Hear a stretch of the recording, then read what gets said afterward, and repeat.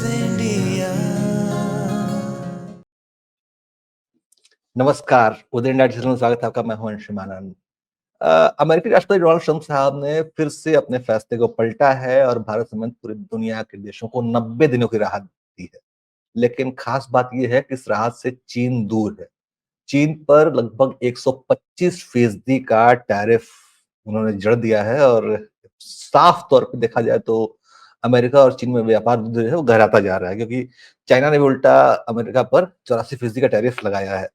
तो अब इन दोनों के घमासान का, इन दो बड़े जायंट्स के घमासान का हम पर क्या असर होगा, इसके बारे में हमारा ज्ञानवर्धन करने के लिए हमारे साथ देश और दुनिया के मशहूर आर्थिक विशेषज्ञ अश्विनी महाजन जी मौजूद हैं। आपका बहुत बहुत स्वागत है सर।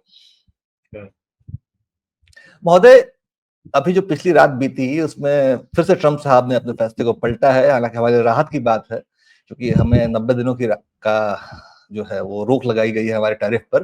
लेकिन चाइना पर जो 125% का टैरिफ है वो क्या रंग दिखाएगा?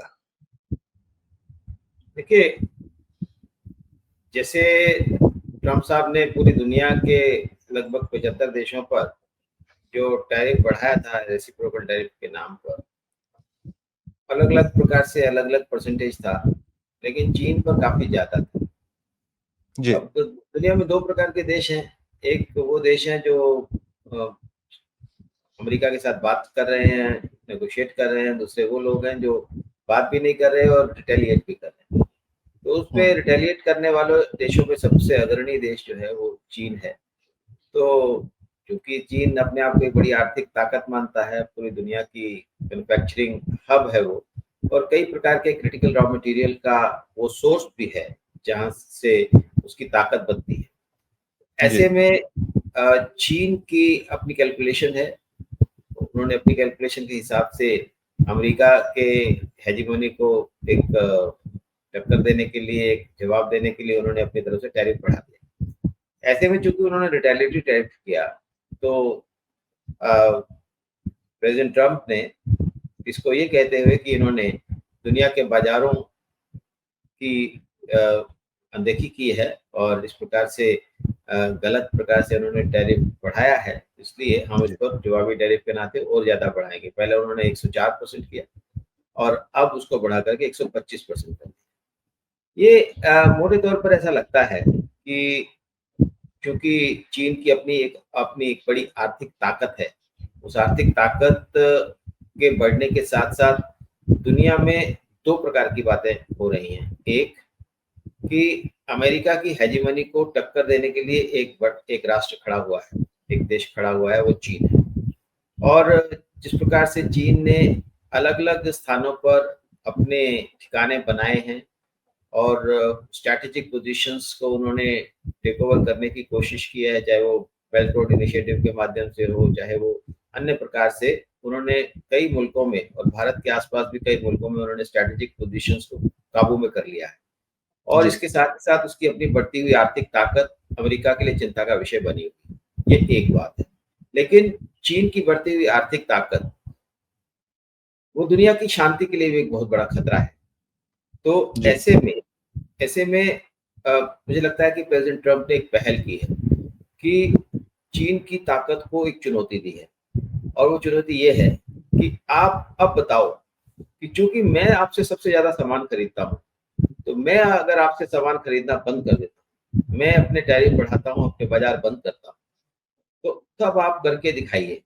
अब चीन को लगता है कि दुनिया के सभी बाजारों में वो बेच रहे हैं, तो अगर अमेरिका में नहीं भी बेचेंगे तो बाकी मुल्कों में बेचेंगे, लेकिन वो इतना आसान नहीं। ऐसे में चीन ने भारत को भी एक संकेत भेजा है कि हम तैयार हैं, आपसे जो व्यापार घाटा है उसको हम बांट देंगे, आपसे ज्यादा सामान खरीदा करेंगे ताकि आपको व्यापार घाटा ना रहे। लेकिन यह प्रश्न ये उठता है कि चीन इतने लंबे समय से भारत के बाजारों में अपनी पहुंच बढ़ाने के लिए तरह तरह के हथकंडे अपनाता रहा, तो चीन पर विश्वास नहीं किया जा सकता। मैं अगला प्रश्न आपसे यही करने वाला हूं महोदय, कि जो ट्रंप का टैरिफ है उसने जियो पॉलिटिक्स पे बहुत ही अजीबोगरीब असर डाला है। देखिए, आपने जैसे उदाहरण दिया कि चाइना भारत से मतलब सफेद झंडा दिखा रहा है कि आइए हम अपनी जंग बंद करें और अमेरिका से मुकाबला करें। और ऐसी ही स्थिति कई देशों में देखने को मिल रही है जहाँ पे अलग-अलग गठबंधन, अलग-अलग गठजोड़ बनते दिख रहे हैं। तो जियोपॉलिटिक्स पे, वर्ल्ड पॉलिटिक्स पे इस टैरिफ वॉर का क्या असर दिखाई पड़ेगा भविष्य में? देखिए, मुझे ऐसा लगता है कि चीन की आर्थिक ताकत कम है, जी। क्योंकि बहुत बड़ा जो एक मार्केट है, क्योंकि अमेरिका दुनिया की सबसे बड़ी अर्थव्यवस्था है और तमाम प्रकार के चीन का सामान वहाँ बिकता है और इसके कारण अमेरिका की एक ताकत, एक जो आर्थिक ताकत के चलते चीन की आर्थिक ताकत बढ़ रही है। इस बात में कोई दो राय नहीं है कि ये अमेरिका ही है जिसने चीन को एक बड़ी आर्थिक ताकत बनने में मदद की है। लेकिन अब वो जो उसकी आर्थिक ताकत है अब अमेरिका को चिंता में डाल रही है। ऐसे में एक नए प्रकार की ग्रुपिंग्स उभर रही हैं। एक तरफ अमेरिका और यूरोप के जो रिश्ते हैं वो अभी तल्ख हुए हैं और उन तल्खी भरे रिश्तों के साथ अब ये इस बात में भी सच्चाई है कि यूरोप के मुल्क और अमेरिका एक ही इकाई हुआ करते थे, दे वर अलाइज। लेकिन अब चूंकि वो अलग हुए हैं और अब यूरोप के देशों की अमेरिका पर अ, जो विश्वास है वो कम हुआ है। इसके चलते अब यूरोप के देश इंग्लैंड समेत अब भारत के पक्ष में होते हुए दिखाई दे रहे हैं और भारत के साथ वो तरह तरह के तकनीकी समझौते करने के लिए तैयार हैं कि हम लोग जानते हैं कि उनके पास बहुत सारी टेक्नोलॉजीज हैं और डिफेंस की टेक्नोलॉजीज हैं और अभी यूरोपियन कमीशन ने भी कहा कि भारत के साथ हम अपने डिफेंस के रिश्ते बढ़ाएंगे और डिफेंस के वैल्यू चेन में भारत एक महत्वपूर्ण हिस्सा बनेगा और बन रहा है। तो यह जो सारे नए जो बन रही हैं, नए कॉन्फ़िगरेशंस बन रहे हैं, नए रिश्ते बन रहे हैं, वो चीन के जो अमेरिका के टैरिफ्स के बाद जो परिस्थितियां बदली हैं उसके कारण बन रहे हैं। तो ऐसे में भारत के पास अपार बड़ा अवसर है क्योंकि किसी और देश के पास ऐसी स्थिति नहीं है कि वो हर चीज बनाते हैं। भारत में केमिकल से लेकर इलेक्ट्रॉनिक्स, टेलीकॉम से लेकर खिलौनों से लेकर डिफेंस इक्विपमेंट से लेकर एग्रीकल्चरल प्रोडक्ट से लेकर हर चीज भारत में पैदा होती है। तो चाहे वो एग्रीकल्चर का क्षेत्र हो या मैन्युफैक्चरिंग का क्षेत्र हो या हाई टेक वाला क्षेत्र हो, हम देख रहे हैं कि लगातार हर चीज में और खासतौर पर 2020 में आत्मनिर्भर भारत की नीति आने के बाद जिस प्रकार से हमने आत्मनिर्भर भारत पॉलिसी के तहत प्रोडक्शन लिंक्ड इंसेंटिव लेकर के आए, 14 सेक्टर्स को पहले चिन्हित किया, फिर उसमें सेमीकंडक्टर्स को भी जोड़ा, उसमें सोलर पैनल्स को भी जोड़ा। आज भारत इस स्थिति में है कि वो चीन से थोड़ा सा महंगा, कई मामलों में सस्ता, लेकिन बाकी दुनिया से कहीं सस्ता सामान बना रहा है। जब चीन के लिए बाकी मुल्कों में दरवाजे बंद होंगे और भारत के लिए खुलेंगे, उसके लिए भारत को तैयारी करनी चाहिए और मुझे लगता है कि उसमें भारत के जो उद्योग हैं, भारत की सरकार है और भारत की युवा शक्ति है, उसके लिए तैयार रहना चाहिए। महोदय, जैसे जो आपने संकेत किया वो ही बता रहा है कि भारत के शायद दोनों हाथों में लड्डू है। मैं आपको ध्यान दिलाना चाहूंगा दो बातों की तरफ। एक तो अभी हाल ही में रक्षा मंत्रालय ने एक प्रेस कॉन्फ्रेंस करके बताया कि जो भारत की जरूरत का जो सैन्य साजो सामान था उसमें 70% हम अब निर्माण खुद कर रहे हैं, जबकि पहले स्थिति ये थी कि 70% में बाहर से मंगाना पड़ता था।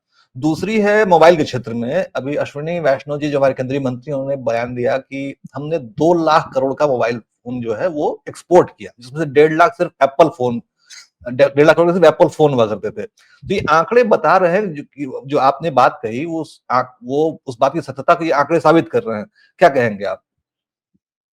ये भारत के लिए एक बहुत बड़ा अवसर है, मैंने पहले ही कहा, और कोई भी देश ऐसा नहीं है जो एप्पल फोन बना रहा हो, इतनी बड़ी मात्रा में मोबाइल फोन, स्मार्टफोन बना रहा हो। कोई भी ऐसा देश नहीं है कि इतनी बड़ी मात्रा में डिफेंस इक्विपमेंट बना रहा हो, कोई भी इतना ऐसा देश नहीं है कि जो केमिकल्स के क्षेत्र में आगे बढ़ा हो, कोई भी ऐसा देश नहीं है जो वस्त्र और गारमेंट्स में आगे बढ़ा हो। मैंने जैसे पहले भी कहा, हम हर क्षेत्र में, हर उद्योग में कैपेसिटी का निर्माण कर रहे हैं, और हमारे आंकड़े ये बता रहे हैं कि 2020 के बाद हमारे इन्वेस्टमेंट्स बहुत ज्यादा तेजी से बढ़े हैं, और वो अभी इन्वेस्टमेंट के आंकड़े पब्लिक डोमेन में कम है, लेकिन जो जो प्रोवेस और बाकी जो आंकड़ों की सोर्स रहता है, उससे हमने देखा है कि 8 गुना से लेकर 50 गुना तक इन्वेस्टमेंट बढ़ी है पिछले सालों में। तो एक बहुत अच्छा संकेत है कि हम एपीआई अब खुद बनाने लग गए हैं। तो दवा के क्षेत्र में जैसे जैसे एपीआई में हमारी आत्मनिर्भरता बढ़ेगी, चीन को हम बाहर कर सकते हैं, और चीन को हमने काफी हद तक बाहर किया भी है। लेकिन दुनिया के बाजारों में जब चीन की एक्सेप्टेबिलिटी कम हो रही है, केवल अमेरिका नहीं है, यूरोप के देश भी अब चीन से कन्नी काटने लगे हैं। अब हर कोई चाइना +1 की पॉलिसी अडॉप्ट कर रहा है। हमारा ये कहना है कि चाइना +1 नहीं, भारत प्लस मैनी, उसकी तरफ हमें आगे बढ़ना है। तो वो अभी चीन के पास सब लोग इन्वेस्ट करेंगे ऐसा होगा नहीं। अभी आपने देखा कि चीन ने सबसे पहले पॉलिसी के तहत उससे 2 बातें करी। एक, उसने कहा कि हम क्रिटिकल रॉ मटेरियल का एक्सपोर्ट बंद कर देंगे। दूसरा, जो अमेरिका के इन्वेस्टर्स हैं, अमेरिका की जो इन्वेस्टमेंट है, उनके जो उद्योग हैं, उन पर हम जो है सख्ती से पेश आएंगे। यानी ये जो संकेत है, वो चीन अपने पैरों पर खुद ही कुल्हाड़ी मार रहा है कि अब बाहर के लोग निवेश जिन्होंने किया है, अगर उनके साथ अगर वो उनका व्यवहार ठीक नहीं होगा और क्रिटिकल रॉ मटेरियल को रोकने की कोशिश करेंगे, तो इससे जो चीन की बदनामी है, जो पहले से ही काफी है, क्योंकि बेल्ट रोड इनिशिएटिव के तहत उन्होंने कई मुल्कों को कर्ज के बोझ में डुबा दिया। उसमें मलेशिया ने बंद कर दिया, उनके हर सारे प्रोजेक्ट बंद कर दिए।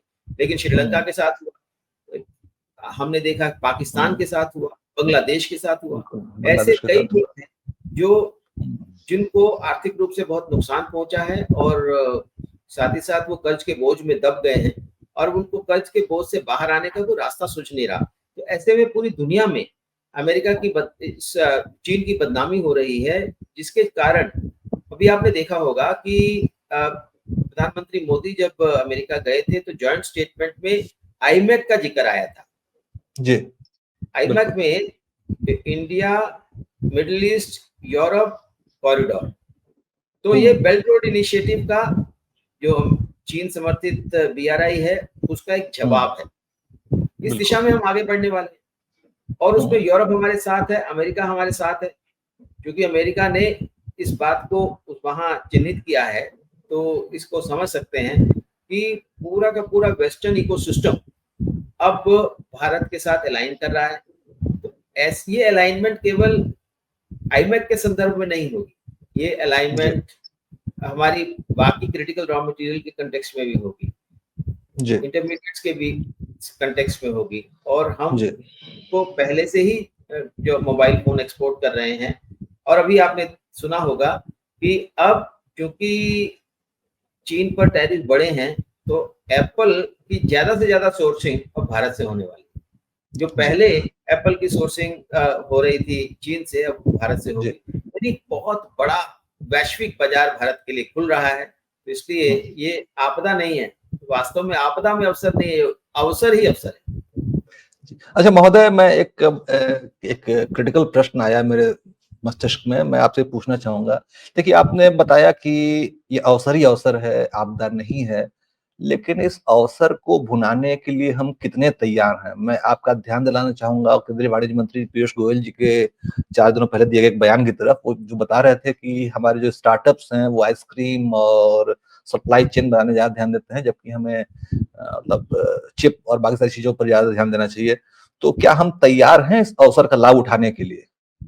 देखिए, जो पीयूष जी ने कहा वो सच है, और लेकिन वो ऐसा सच है कि हम अपने घर में अपने बच्चों को ठीक प्रकार से समझाने की कोशिश कर रहे हैं कि देखिए, ये बात सच है कि भारत के स्टार्टअप्स केवल आइसक्रीम नहीं बेच रहे हैं, भारत के स्टार्टअप्स केवल ई कॉमर्स में नहीं है, लेकिन बहुत बड़ी मात्रा में भारत के स्टार्टअप्स, क्योंकि उनको वो आसान रास्ता दिखाई देता है, वो स्टार्टअप्स नहीं है वास्तव, वो हम्म, वो एंटरप्रेन्योर्स हैं, ऐप बना हम्म, रहे हैं, ई कॉमर्स कर रहे हैं, ऐप बना करके क्रिप्टो करेंसी के डील कर रहे हैं, ऐप बना करके वो गेमिंग एप्स बना रहे हैं।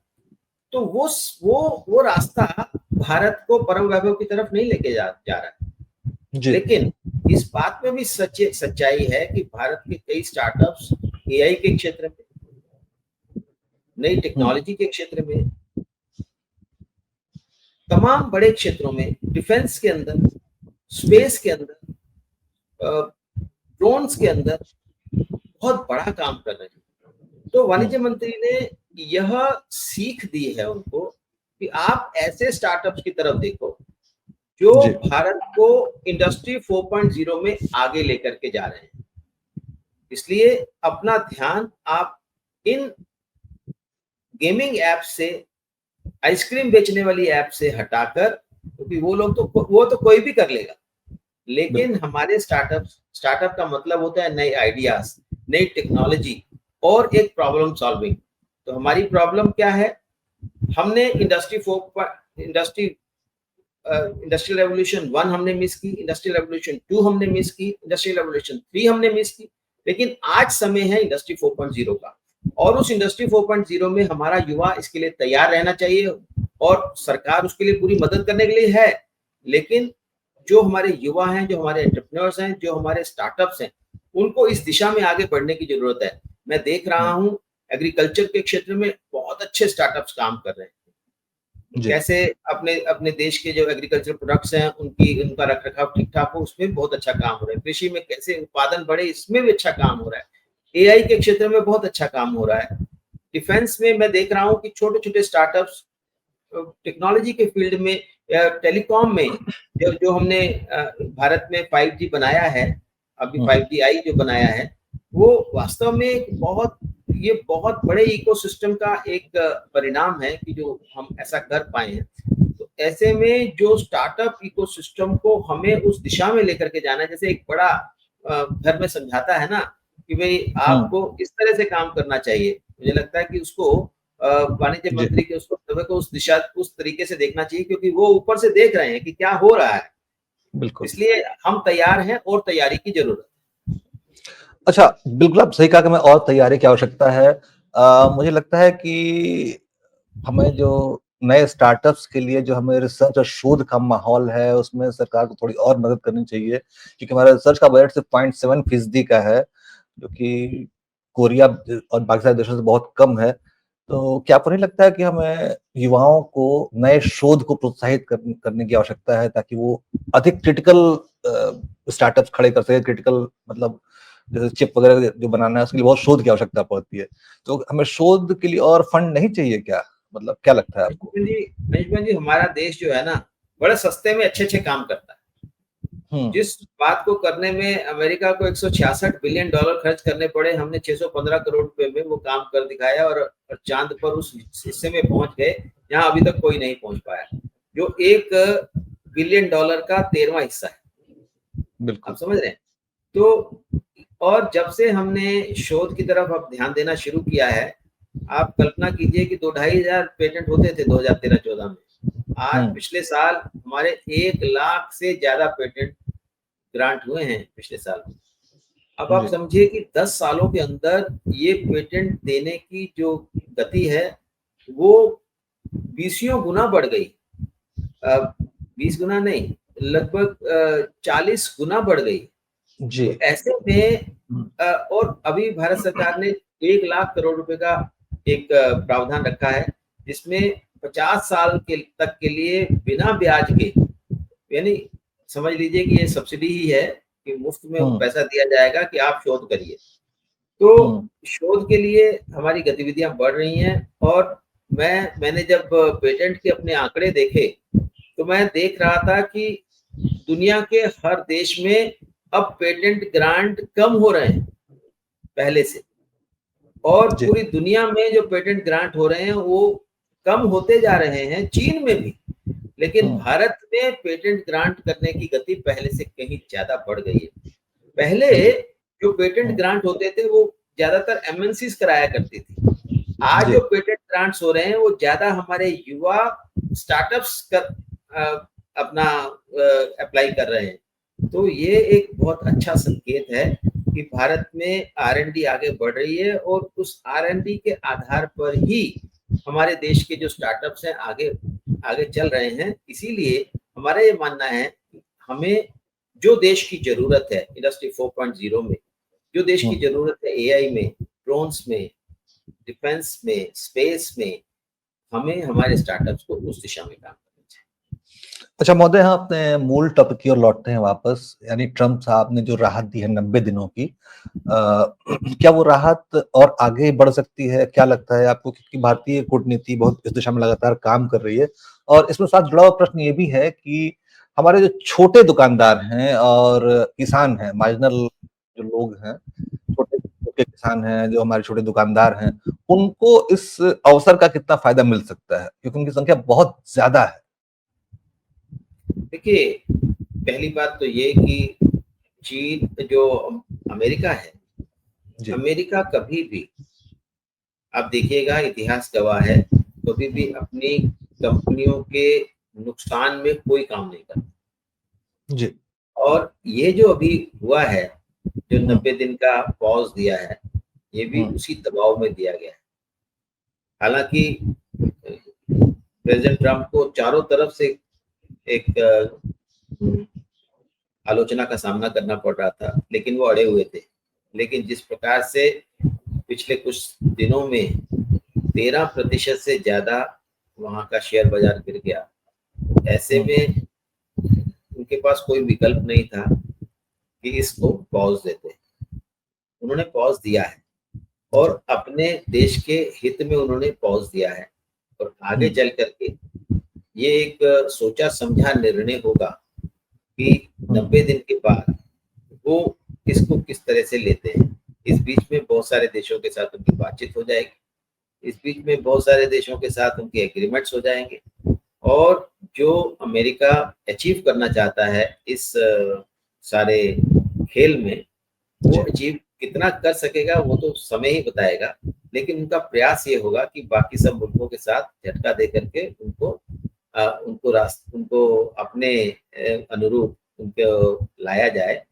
जहाँ तक अ, हमारी कृषि का, हमारे छोटे उद्योगों का, हमारे छोटे व्यापारियों का प्रश्न है, जी। मुझे ऐसा लगता है कि जब हम बायलैटरल ट्रेड एग्रीमेंट करेंगे, तो भारत सरकार को इस बात का पूरा ध्यान रखना होगा कि कृषि के क्षेत्र में हम अमेरिका को यहाँ पहुँच ना दें।